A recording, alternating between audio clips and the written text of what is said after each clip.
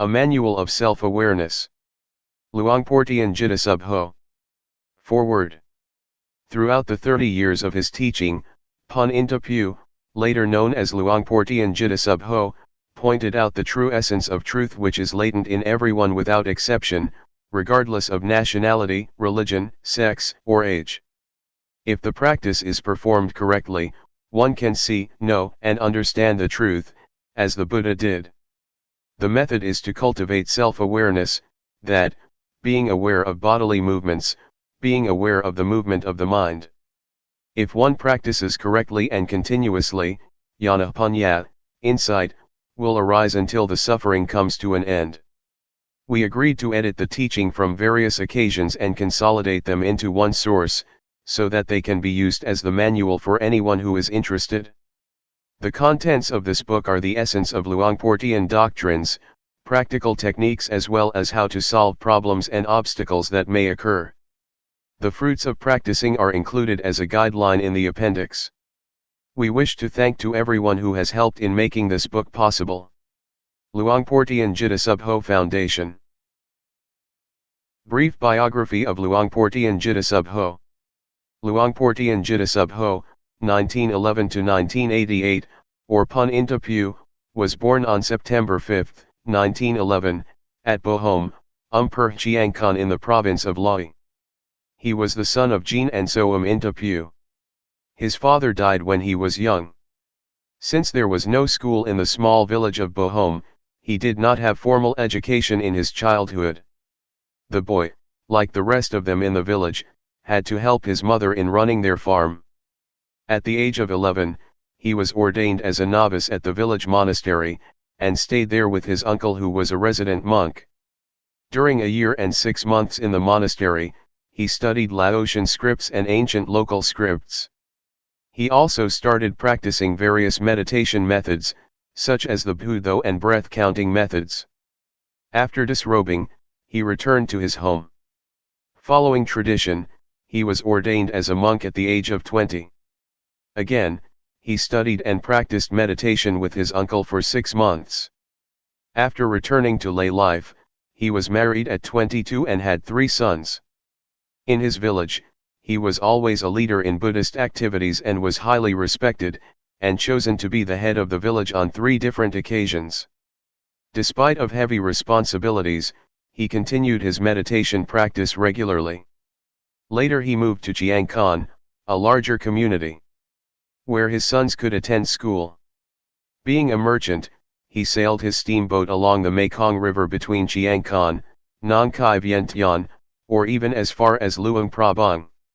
He had opportunities to meet several meditation masters, and his enthusiasm in pursuing Dhamma, the truth, continued to strengthen. Furthermore, he began to realize that many years of being good, making merit, and practicing various methods of meditation had not liberated him from his anger. Finally, he determined to start searching for the way out. In 1957, when he was nearly 46, he left his home with firm determination not to return unless he found the truth. He went to Wat Rung Siamuk Daram, Thumbone Punpro, Umpur Tabor in Nong Khai province, Umpur Sichian Mai at present, and practiced a simple form of bodily movements, except that he did not follow the recitation of the words thingning, moving, stopping, like others did. What he did was only being aware of the movements of the body and mind. Within a couple of days, on the early morning of the 11th day of the waxing moon, the 8th month of 1957, his mind reached the end of suffering completely without traditional rituals or teachers. Later he returned home. He taught his wife and relatives what he had found for 2 years and 8 months, as a lay teacher. He then decided to re-enter monkhood in order to be in a better position to teach the people. The ordination was made on February 3, 1960. His teachings were spreading across the country as well as outside. He devoted his life to the teaching of Dhamma despite his poor health. He was diagnosed to have stomach cancer, malignant lymphoma, in 1982. In spite of his illness, he continued his work actively and incisively until the end of his life. On September 13, 1988 at 6:15 p.m., he passed away calmly at the age of 77, in a hut on Ga Buddhadhamma, Tup Ming Kwan, Thumbone Gudpong in Lae Province. Introduction. 1. The Dhamma, the truth, which I am talking, belongs to everybody. It does not belong particularly to any religion, whether Buddhism, Brahmanism, or Christianity, nor to any nationality, whether Thai, Chinese, French, English, American, Japanese or Taiwanese. Anyone who realizes it, possesses it. One who realizes it, possesses it. One who does not realize it, does not possess it. It exists in everybody regardless of his religion. Having realized it, you cannot prohibit others from cultivating it. Having realized it, you cannot destroy it, because it is indestructible. Nothing can destroy it. It is impossible to stop others from realizing it, because one who cultivates it will realize himself. One having realized, it is impossible to destroy because is so all the time. To man himself is religion. Dhamma is in man. Man is Dhamma. The ancients said, heaven or hell is in the mind, so is nirvana, the extinction of all defilements and suffering. Where is the mind? Have you ever seen the mind? If you have never seen it, you should practice until you know what the mind is. Hell is mental suffering or unhappiness. When it fades away, we are in heaven. Whenever anger recurs, we then revert to hell. 3. The Buddha nature is the mind that is clean, clear, calm, pure, bright and quick. This kind of mind exists in everybody without exception. Water and mud are not the same thing. It is the mud that makes the water look turbid, but the water itself is clear. Our mind is the same. If we realize this, we will gradually follow the path. The Buddha nature is the mind that is clean, clear, calm, and pure. When the mind is pure, the mud cannot pollute the water anymore. When the mind is bright, the mud will transform into sediment and break through the bottom. When the mind is quick, it is light and can see everything. The mundane Dhamma, worldly truth, and the transcendent Dhamma, ultimate truth, are in coexistence. If we really realize the latter, then we can distinguish them from each other. If we do not realize it, we cannot make a distinction. 4. The Dhamma that made Siddhartha become an arahant or the Buddha, existed prior to him. It is the neutral mind that exists at the moment, neither being happy nor sad. While you are listening to me now, how is your mind? It is neutral. Are you conscious of this state of mind? If you are conscious of this neutral mind, this is what we call calmness. You can work, talk or think anything. This kind of mind requires no effort. It can be easily taught, but one who does not understand it tends to make something easy unnecessarily difficult, or something simple to be complicated. This neutral mind is natural and requires no effort. Everybody has this kind of mind, but we have never looked before. It is called upekkha, equanimity. 5. Man is born to think. He thinks this and that endlessly. Thoughts flow all the time like a stream. Thought is the quickest thing. It is quicker than lighting or anything. Suffering arises because we do not see thought. Thought itself is not suffering. When thought arises, we do not see, know, and understand it simultaneously, so greed, anger, or delusion arises and brings us suffering. In fact, there is no greed, anger, or delusion. They occur because we do not see the source of the mind. 6. So let us cultivate self-awareness. When thought arises, we see, know, and understand it. It is sati samadhi panya, awareness, attention, insight. We call it self-awareness. Whenever we are aware, thought cannot concoct. If we do not see it, it will concoct endlessly.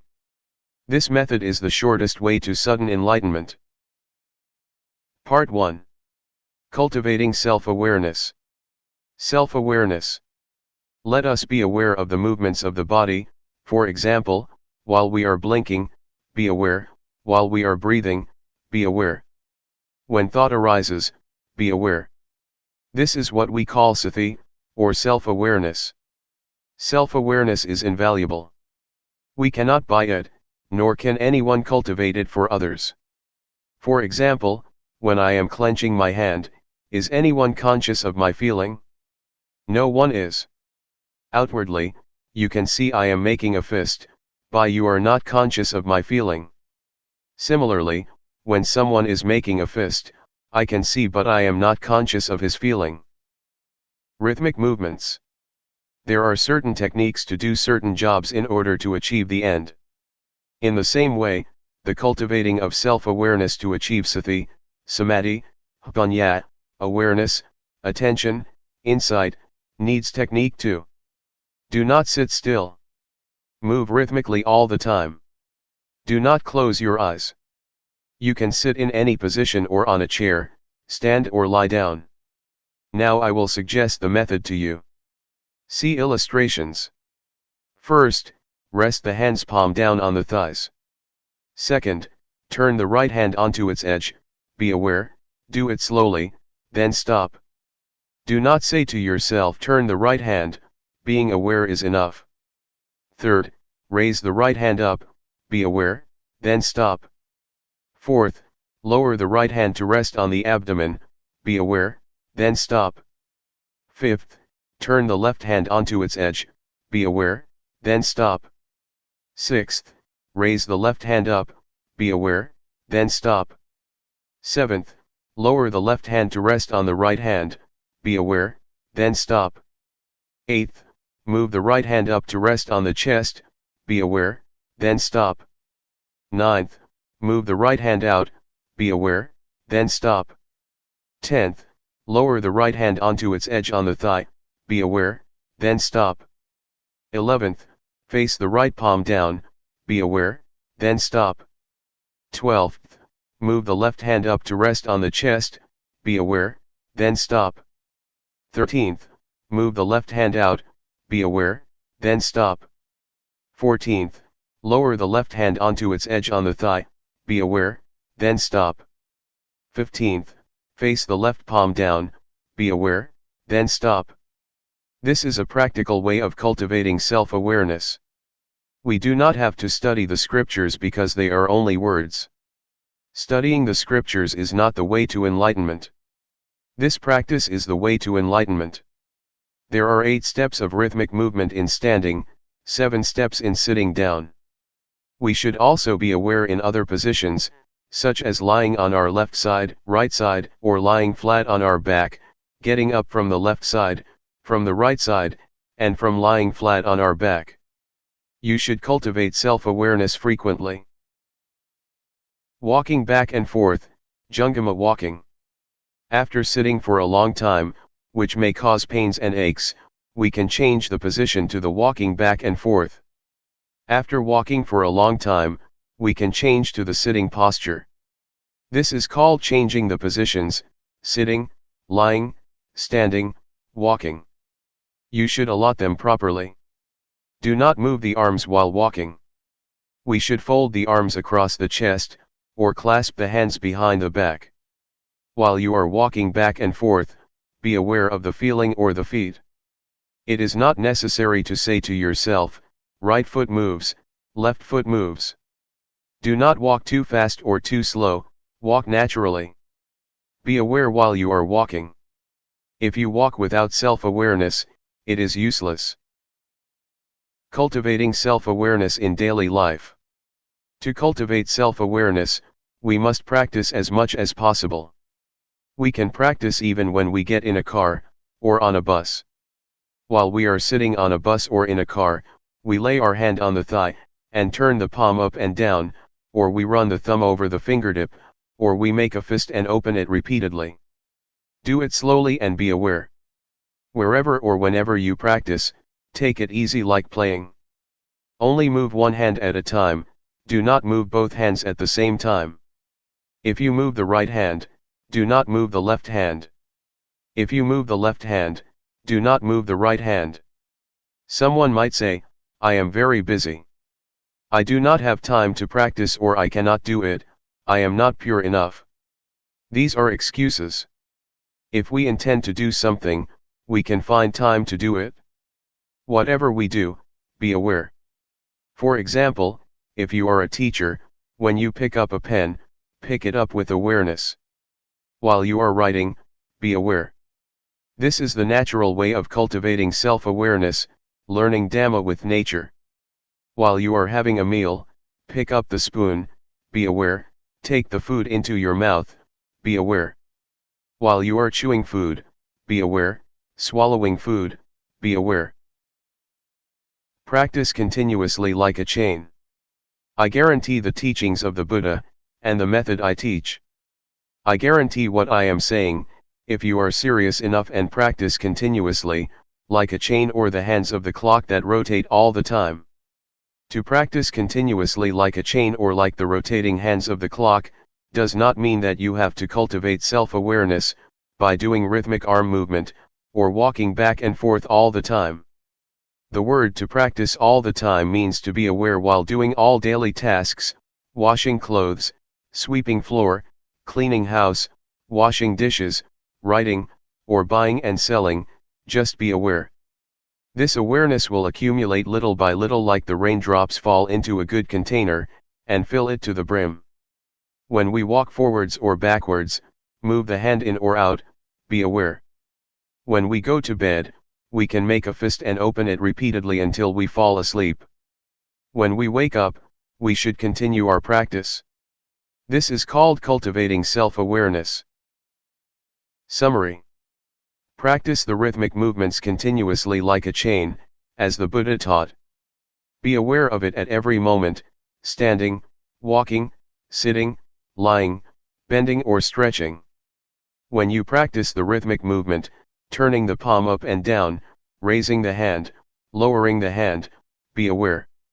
When you are nodding, and raising your head, be aware, leaning to the left, leaning to the right, blinking the eyes, opening the mouth, breathing in and out, be aware. When thought arises, be aware. Be aware of the movements all the time. Do not sit still. This is the technique of cultivating self-awareness. The essence of practice, a handful leaves Dhamma, is being aware of the movement of the body and the movements of the mind. I guarantee, if you practice continuously and seriously as I have taught, in at most 3 years, suffering will end. It may take only 1 year. For some people it may take only 1 to 90 days. The result is that suffering will decrease, or cannot disturb you anymore. Part 2. Walking on the path. Be sure that our objective in practicing Dhamma is self-knowledge. We should start from the basic stage and go step by step as the Buddha taught. If we do not follow this way, there will be no progress in our practice. Basic stage. For the beginners, doing rhythmic arm movement is better than walking back and forth. Move the arm rhythmically, slowly, gently, and lightly. When it stops, be aware of it. When it is moving, be aware of it. If you move the arm too fast, you cannot catch up with the bodily feeling that arises, because the awareness is not strong enough. We should practice continuously, regardless of tiredness. If we think we are tired and take a break, there will be no chain of continuity. After you have realized something called Rup-Nam, body-mind, then you can walk back and forth. You must really realize it. When thoughts arise, do not stop them. Let them flow, do not follow them but come back to Rup-Nam. Always be aware of Rup-Nam. Sometimes, piti, rapture, will arise. PT will carry us away from being aware of Rupnam. As long as we are not aware of Rupnam, our mind will be gradually dulled. Thoughts will arise, let them arise freely. You might feel dizzy or suffocated, if you suppress them.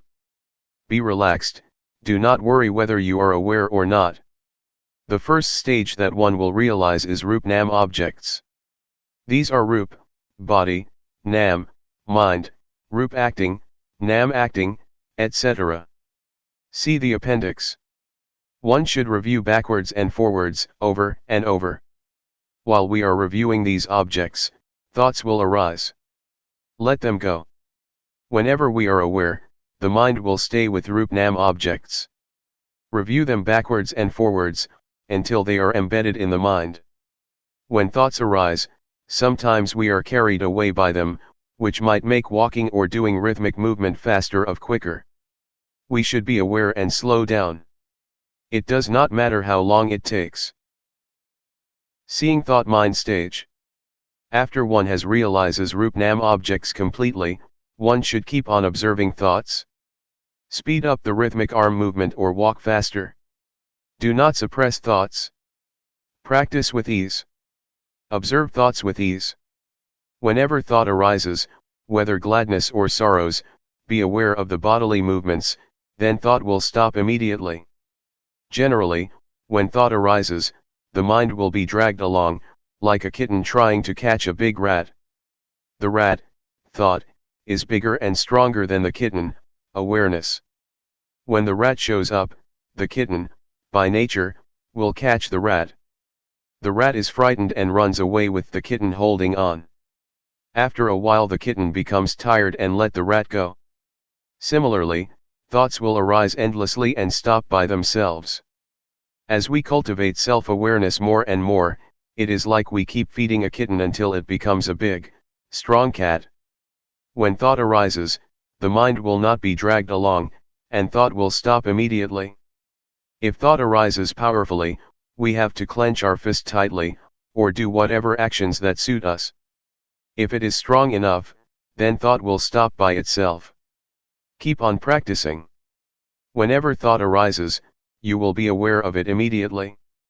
As I have often told you, if there are two men and one chair, the man who is stronger and quicker will occupy the chair.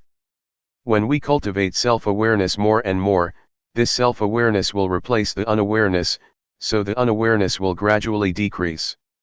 Let thoughts arise, the more thoughts arise the more we are aware. When self-awareness increases more and more, it will catch up with thoughts. Suppose that 100 thoughts arise, we are aware of only 10 but we are not aware of the other 90. Next, thoughts are 100, we are aware of only 20 but not the other 80. We continue our practice until we are aware of 80 but not the other 20. Now, we are aware of 90 thoughts, then 95. When we are aware of 95 out of 100, we should practice earnestly.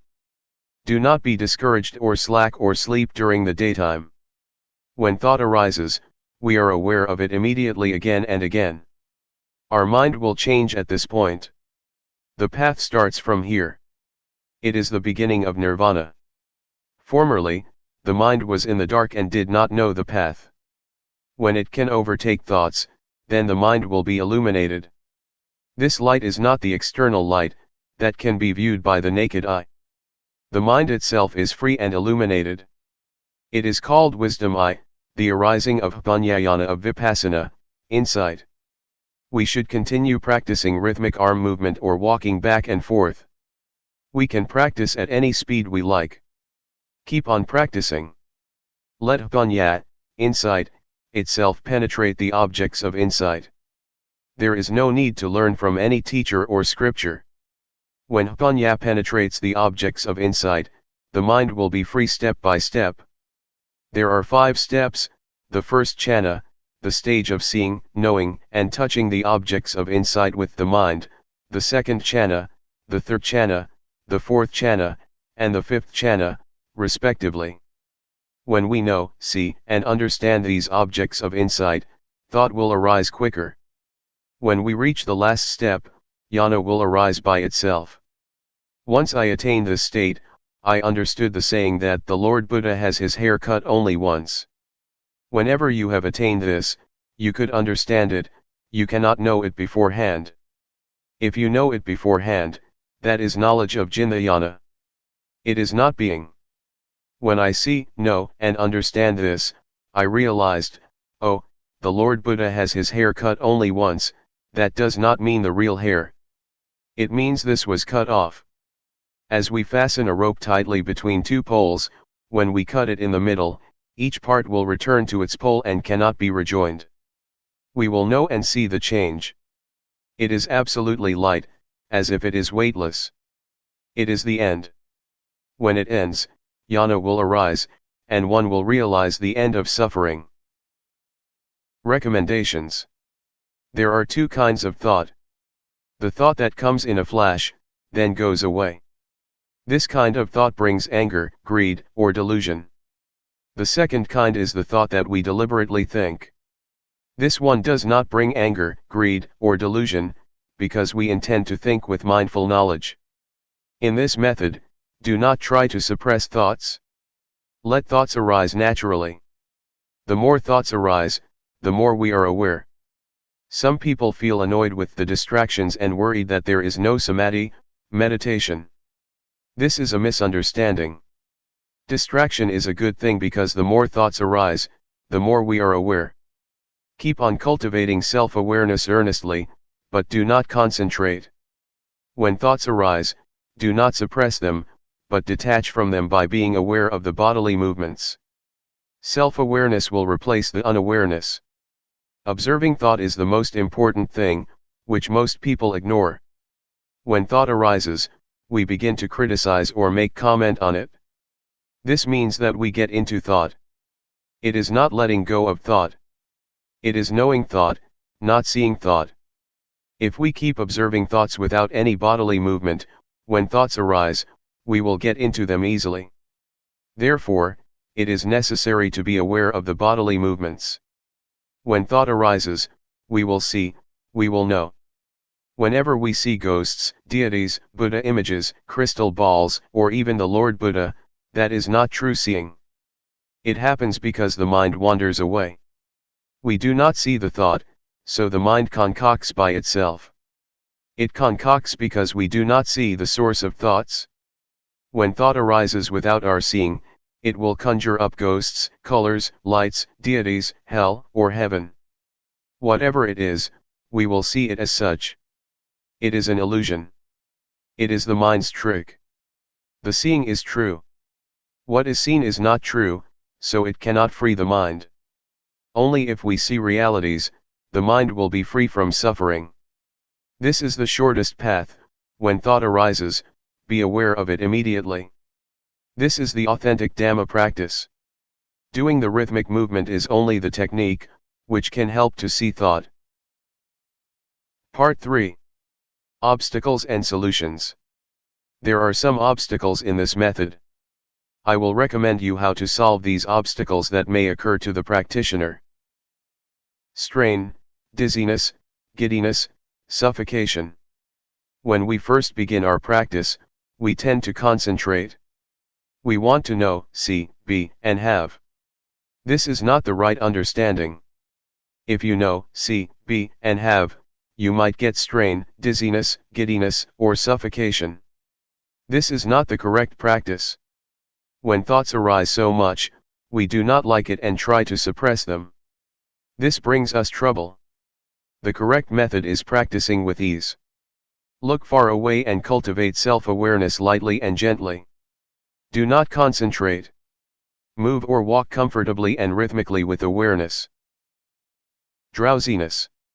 If you feel sleepy while practicing, you should change to another kind of work, for example, weeding, washing your face, taking a bath, washing clothes. We should find a way to avoid the obstacle. Calmness under unawareness.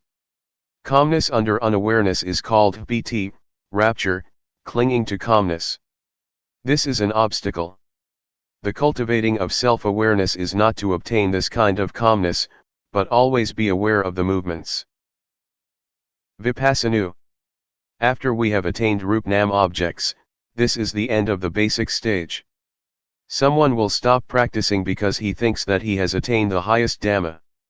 At this stage, knowledge will arise endlessly and we will be proud of this knowledge. When thoughts arise, he does not see them, and then gets into them. One who attaches to Vipassana will be talkative and arrogant. The knowledge of Vipassana will soon be forgotten and makes man too proud of himself. This is called Vipassana. The solution is, doing rhythmic movement with ease, do not concentrate or desire for the result. Do the movements lightly and gently. When thought arises, be aware of the bodily movements. Jnana. When one realizes Paramatma objects, see appendix, Piti, rapture, will arise. One is delighted of this knowledge. In general, Piti is good, but according to this method, Piti is the obstacle of attaining the end of suffering. When Piti arises, one will attach to it. We should do the bodily movements vigorously, and as much as we can, to turn the mind away from Piti, and back to the movements. Do it slowly and rhythmically. When self-awareness increases more and more, Piti will gradually fade away and the mind will return to the ordinary state. Suffocation, giddiness, or strain may arise. We should practice with ease, look far away and move gently. We should not stop practicing because of these obstacles, but continue our practice earnestly. Do not sleep in daytime but rest at night. Vipassana. According to the texts, Vipassana means seeing false as true, hell as heaven, evil as good. Vipassana is the state of mind, when one discovers something excellent, and thinks that he can keep it. So he leaves self-awareness behind to get that thing. It is like it was stolen by a thief. When he starts looking for it, it is no longer there. It is hidden. One should not leave self-awareness, even at the end of suffering or whatsoever. I realized the end of suffering after I attained it. At that moment, I was in the state of Vipassana. I clung to ecstasy because I had never been like this before. I was walking back and forth and I felt like I was floating above the ground about 1 to 2 meters. Actually, I was walking on the ground. I clung to that ecstasy but it did not last for long. Then I was aware of myself. Why is it so? I began to review the objects of insight. At this stage, you should review the objects backwards and forwards, but this does not include Rupnam objects. After reviewing the objects, the ecstasy will gradually fade away. The mind will return to the ordinary state. Summary. If there is strain, dizziness, giddiness, or suffocation, we should do the movements gently. Do not concentrate. Do it with ease, look far away, then the uncomfortable feelings will loosen by themselves. The solving method of Jnana is the same. Vipassana and Jnana must be solved by correcting the technique. Do not review the objects of insight. In the case of Vipassana, we must review the objects of insight, Paramatma objects. Practice with ease. When the objects are clear, the strain will gradually decrease. Let thoughts arise, do not suppress them. When you practice, you must take care of yourself. Do not expect other people to take care of you. When anything that is not normal arises, you must stop practicing immediately. The abnormal state will gradually decrease by itself. Epilogue. 1. If we have right understanding, Dhamma practice will not be difficult. The truth that the Buddha taught exists in man. What he taught, everyone can do. 2. This method is easy. It is not necessary to study the scriptures, because the truth exists in man. Everyone can be aware of the movements of his own body and mind. Though we are not aware of ourselves, the bodies still move and thoughts arise, but we are not aware of them. The mind will conjure up unreality, if we are not aware of the movements of the body and the mind. This method is nothing other than being aware of the movements of the body and the mind.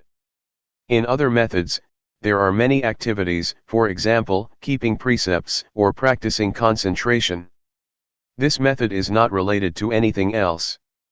Why not? Because the truth exists within ourselves. 3.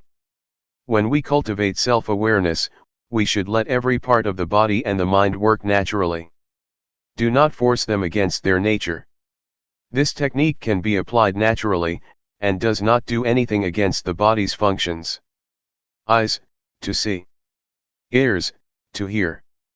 Nose, to smell. The bodily movements must be done in a natural manner according to their functions.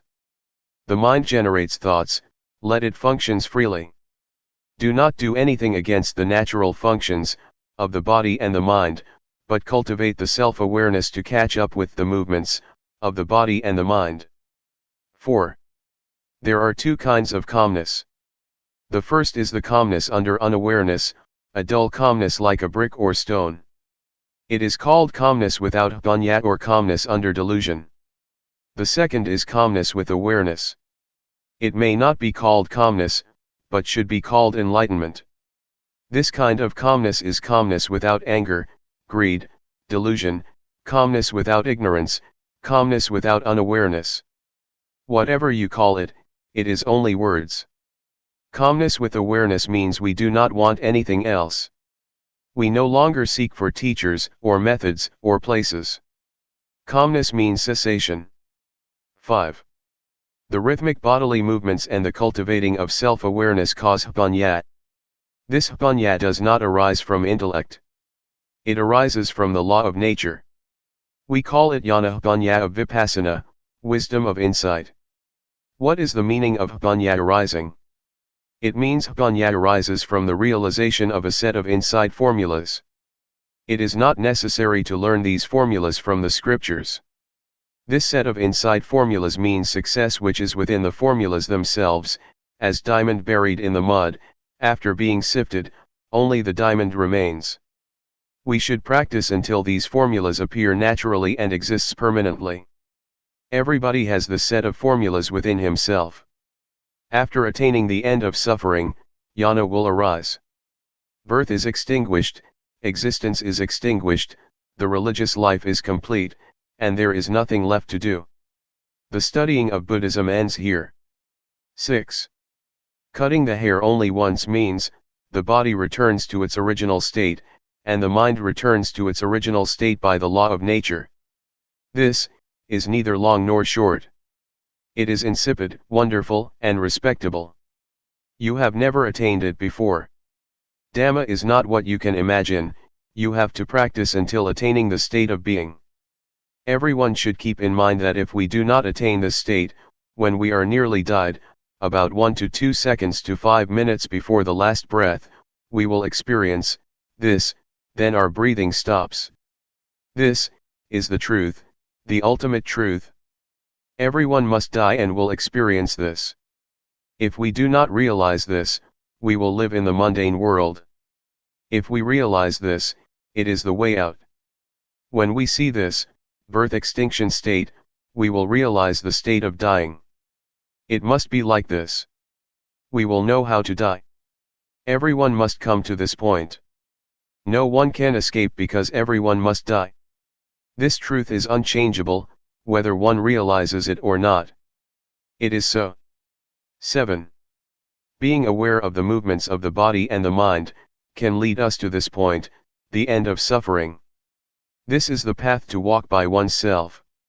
It is the one and only path. This path is different from others. You will realize Rupnam objects within 5 to 10 days, if you practice earnestly. One who practices seriously, within 1 to 3 months, his state of mind will change. It is the beginning of the path. If you are a conscientious man, no longer than 3 years, you will attain the end of suffering.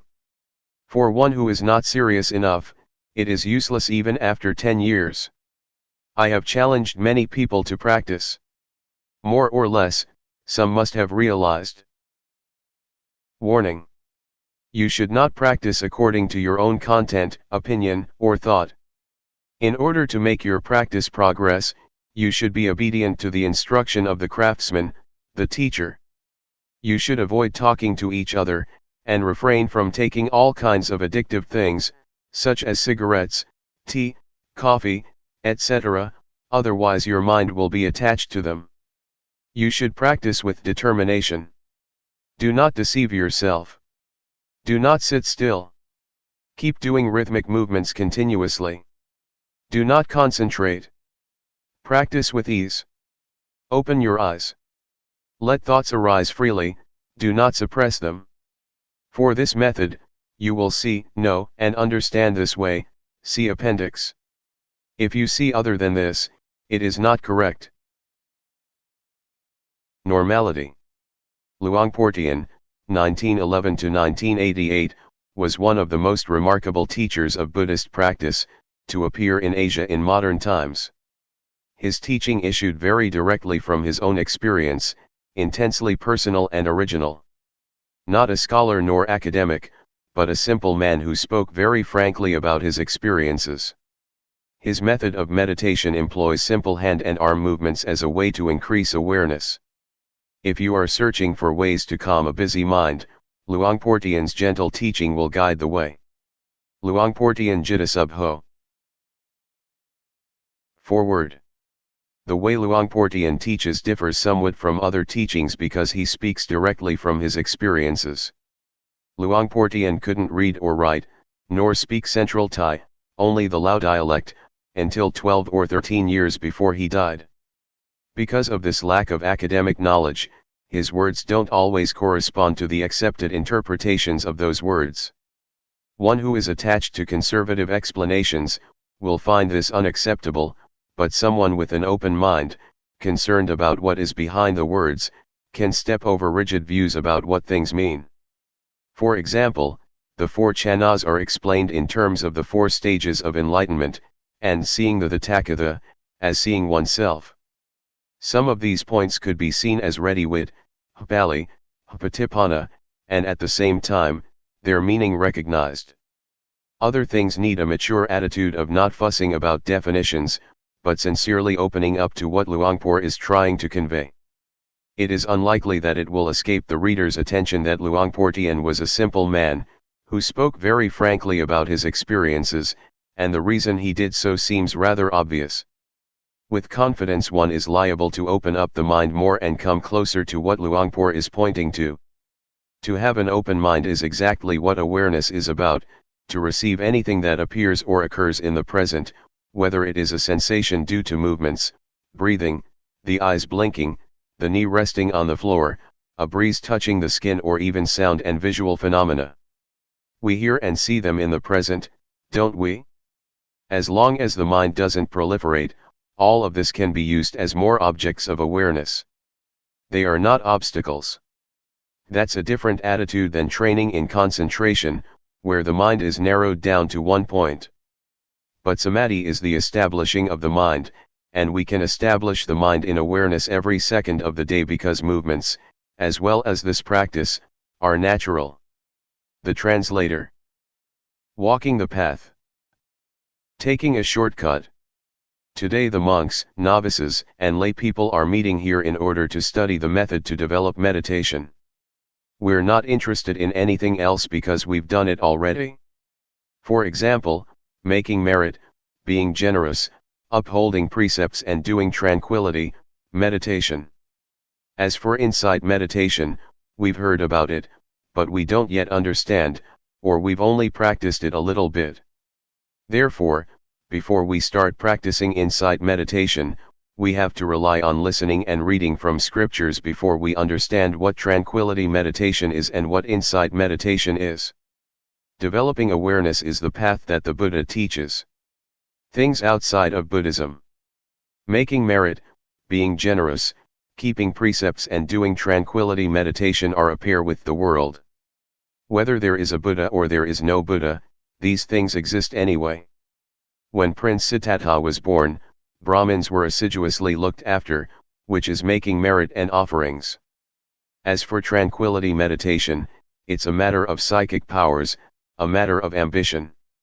We've probably heard about becoming invisible, flying through the air, diving into the earth, reading other people's minds, multiplying oneself, reciting magical verses to obstruct vision, and hearing by entering absorption. This is not insight.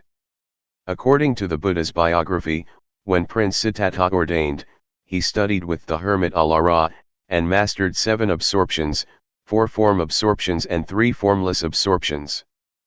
But suffering still existed. That is to say, there was still greed, hatred, and delusion. He was not satisfied with this and so studied with the last teacher, the hermit Utthaga, until he mastered the 8 absorptions, 4 form absorptions and 4 formless absorptions. The hermit said, "That's as much as I know." But the prince was still not satisfied because there was still greed, hatred, and delusion.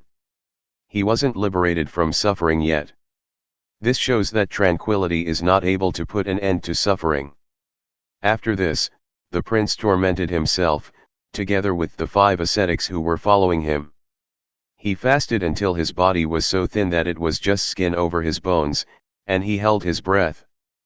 But even after doing all this, greed, hatred, delusion, satisfaction and dissatisfaction still persisted. There were still defilements. Things inside Buddhism. So the prince gave up those methods and started to eat fruit. Because of this, the 5 disciples avoided and eventually left him, so he practiced by himself. Having eaten some rice offered by Miss Suchata, his body recovered strength. He reflected on the various methods that he had been practicing but which were not capable of shaking off the defilements. He still had troubles and suffering. So the prince turned around and looked at his mind and was, at last, successful. He attained Anuttara Sammasambodhiyana and became the fully enlightened Buddha. He was able to conquer all the defilements and to extinguish suffering, leaving only coolness. His body was back to normal and his mind was free of suffering at last. He lived with and enjoyed the happiness of awareness and wisdom. Having attained this, the Buddha shrank back from teaching, reflecting that this practice was profound, and it would be hard to understand. So it can be taken that mind development is something difficult to do, and that this is what Buddhist teaching is about. As for making merit, being generous, keeping precepts, and doing tranquility meditation, it is not the teaching of the Buddha, but a teaching of teachers at large. Teachings outside of Buddhism. There were many sects in India. Some sects taught to lie roasting on fire so that defilements would dry up, some taught to lie on thorns to endure through the pain and torment that resulted from that, in order to get rid of defilements. Some sects ought to give up everything including clothes, a practice known as naked asceticism, so as to induce the feeling that there is no self, no shame. It was believed that defilements would be dissolved that way. Altogether, there were many sects, but none of them could eliminate the defilements. This matter can easily be proven, as it is said that lying roasting on fire and drinking hot water will result in the heat burning off the defilements. In the old days, in the villages, when a woman gave birth, she would be laid down roasting above a fire and given hot water to drink. But the woman would still have defilements, showing that this sect did not achieve results.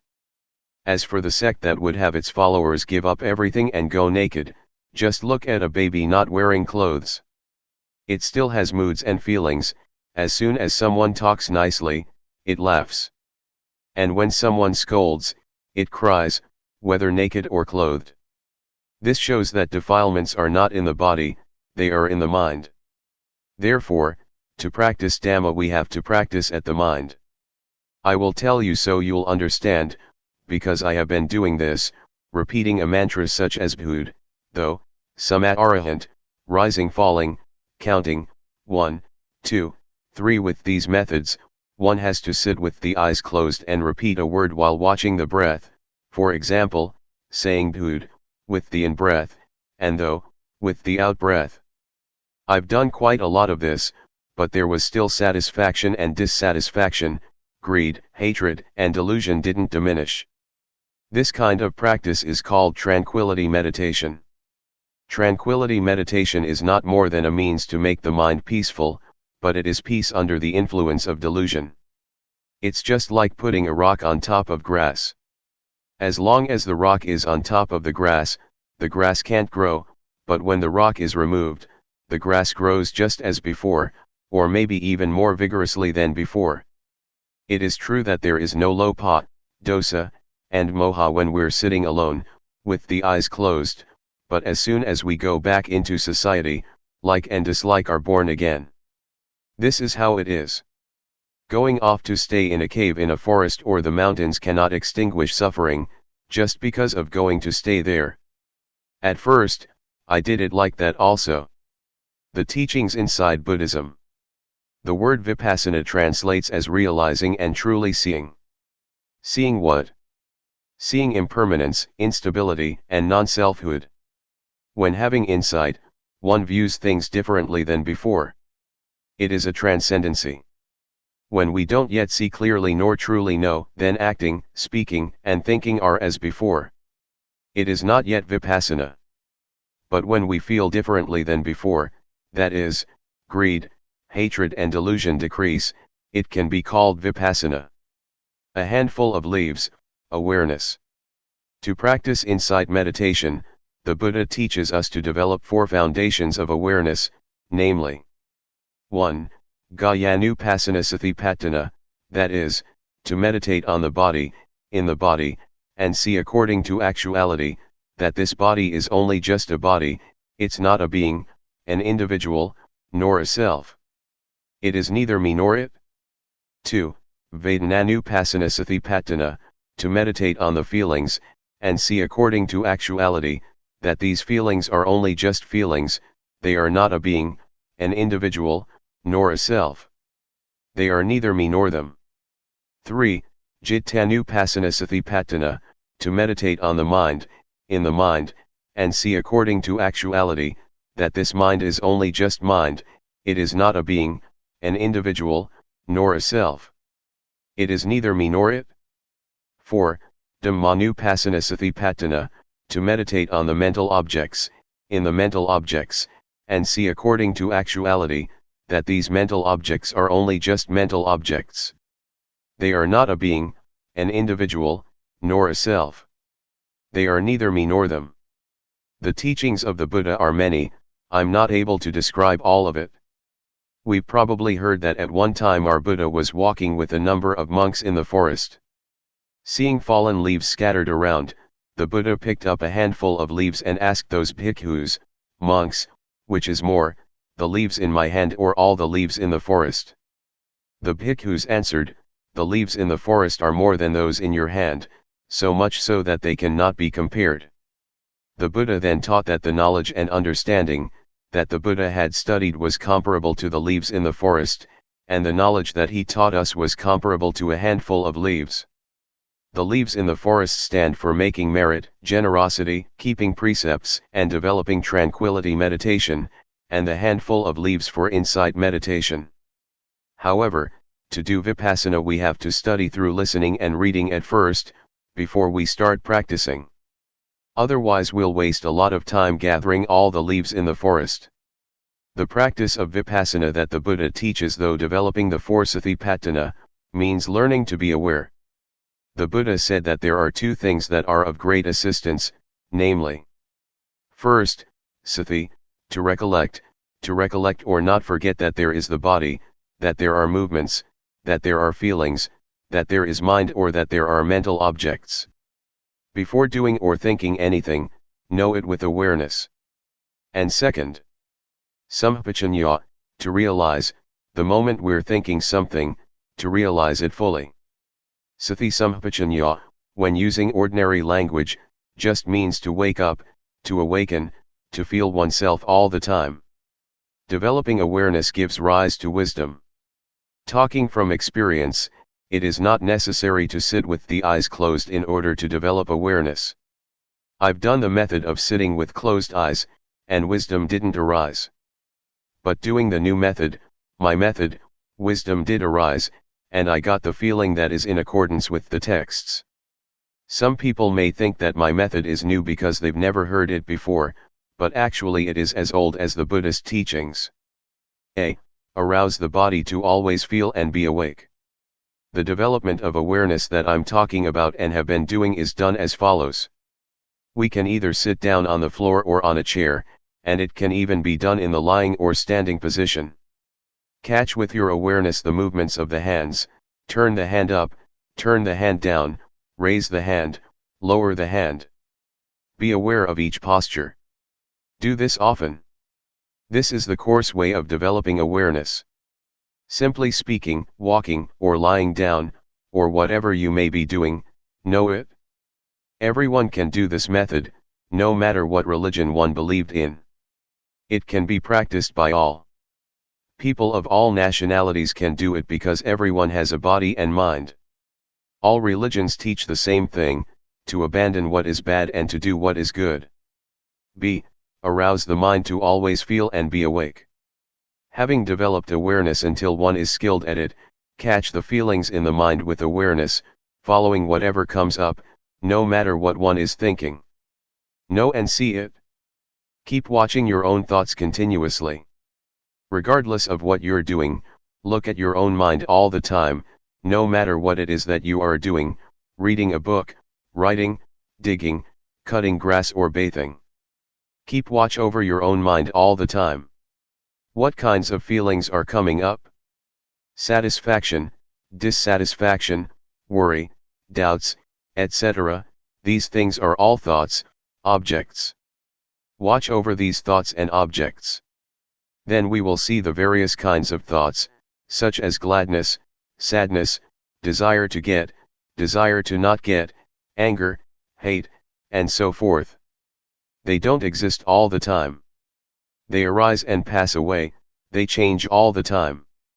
We are not glad or sad for 24 hours. See, to know and see according to reality. Change, arising passing away, is what the Buddha showed to be impermanence, instability and non-selfhood. So don't follow moods. The Buddha proclaimed that he was enlightened by working with the mind. We have to look at our minds. Watching the mind is turning on the light by using the switch. When we do this often, awareness will become nimble and quick, awareness will intercept greed, hatred, and delusion and prevent it from arising. Awareness and concentration are together. As for wisdom, it means knowing and seeing clearly. In Pali, it says Nati Panyasama, meaning there is nothing as bright as wisdom. And Sathi they sung Navaranung, meaning awareness is that which prevents the stream of defilements. There isn't anything that is fast enough to hold back the stream, other than Sathi. It is this awareness and wisdom, that come and contact, know, see, and stop it, not letting us become deluded. This is because Sathi, Samadhi, Panya, is opposite to dosa, moha, lopa. If we don't see, know, and understand, there is full greed, hatred, and delusion. It is comparable to nighttime, when it's dark. As soon as we light a candle there is light and the darkness disappears, because darkness is afraid of light. As soon as the candle goes out, the darkness immediately comes back. D. Peace as result. That I'm giving some reflections and explaining, this shortcut method of practice is in order for you all to take it, and practice with it, so that you get quick results and don't have to waste time. This method can be used in daily life, there is no need to stop working in order to practice. Some people have practiced a bit already, and some people have only just heard it. Some people who have never heard it might feel displeased. If that's how you feel, then discard that feeling first, the knowledge that you have learned before. Put it down for now and test out what I'm saying, try it out and you will know what the results that arise are like. I dare to guarantee that, this method is at least 80% right according to what the Buddha teaches.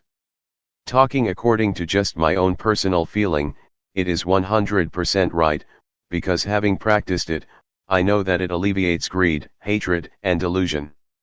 When those things diminish, peace arises instead. E. Full awareness as result. I'd like to give another example. Take a glass. We can see that there is air in the glass. When we pour water into it, the air goes out and the water is in it instead. Then, when we pour the water out, the air goes back in and replaces the water. This compares with our turning up the hand. We know, we have awareness, sati comes to replace not knowing, delusion. Not knowing goes out of our minds. Do it often. Catch the feeling often, in all postures. Sati will increase, and delusion, not knowing will decrease just as the water replaces air in the glass. Maybe some of you have heard about, or have been taught, to make merit, for example by building a ceremonial hall or temple, and you get merit for this or that many eons. And you've probably heard that, 100 years on earth equals on year in heaven. The angels throw one sesame seed in a pit that is 100 leagues deep. When it is full, that's 1 eon. Other than that, you've probably heard that to once put food into a monk's bowl, you get rewarded for 6 eons, sending a container with food to offer to monks, one gets rewarded for 5 eons, to send food for the midday meal, 5 eons. These things are puzzles, but some people don't understand. If you want to understand, you have to practice, to develop awareness, by turning the hand up and down, feeling it. Before, we would do things without sati, not feeling anything at all. It's comparable to an abyss or pit that is empty, nothing in it, just like in that puzzle. But when training in awareness, catching the movement in all postures, for example, blinking the eyes, sitting and lying down, we are aware, feeling it, knowing it. When doing this, sati increases, just like the sesame seeds that fall in the pit, or abyss that is 100 leagues wide, and 100 leagues deep.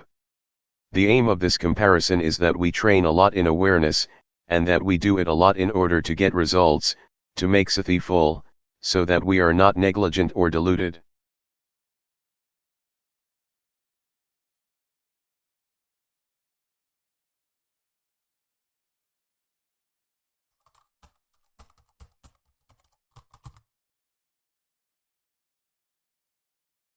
May all beings be at ease.